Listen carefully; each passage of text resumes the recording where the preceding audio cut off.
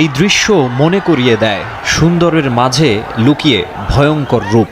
নইলে প্রিয় পরমারাধ্য ট্রফিটার হোম কামিংয়ে এমন হৃদয় বিদারক ঘটনা কেন হবে? বেঙ্গালুরুর উৎসবের মঞ্চই হয়ে উঠল বিষাদের ক্যানভাস। তাতে আঁকা হলো 11 সমর্থকের মৃত্যুর করুণ ছবি।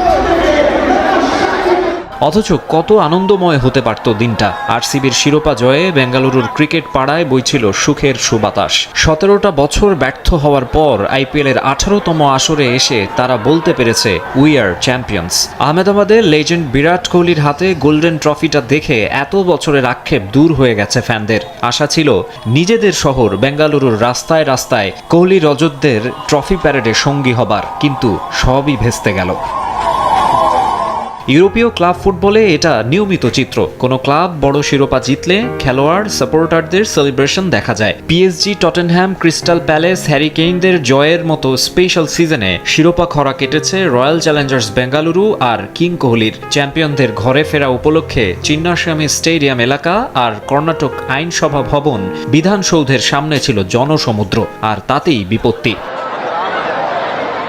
অতিরিক্ত মানুষের চাপ সামলাতে হিমশিম খেতে হয়। লাখো মানুষের সমাগমে শহর জুড়ে তৈরি হয় যানজট, বিশৃঙ্খলা। পরিস্থিতি নিয়ন্ত্রণে লাঠিচার্জ করে পুলিশ। হুড়োহুড়িতে পদদলিত হয়ে মারা যান 11 জন, আহত হন অন্তত 50 জন।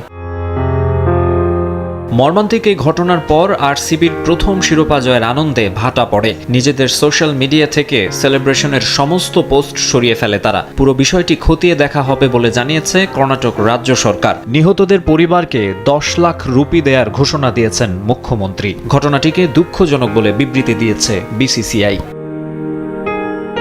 মাকসুম আলম খান, সময় সংবাদ।